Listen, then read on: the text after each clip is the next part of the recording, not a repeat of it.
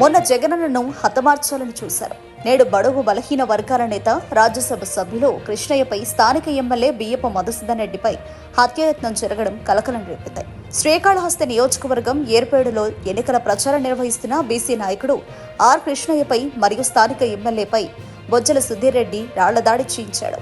అయితే అదృష్టవశాత్తు ఆ రాయి తలకి తగలకుండా వీపుకి తగలడంతో ప్రాణాపాయం తప్పింది. ఆ రాయిని చూపిస్తూనే ఎన్నికల ప్రచారం కొనసాగించారు నేతలు. అయితే ఈ రాయి దాడి చేసింది టీడీపీ నేతల పనేనంటూ వైసీపీ నేతలు మండిపడుతున్నారు.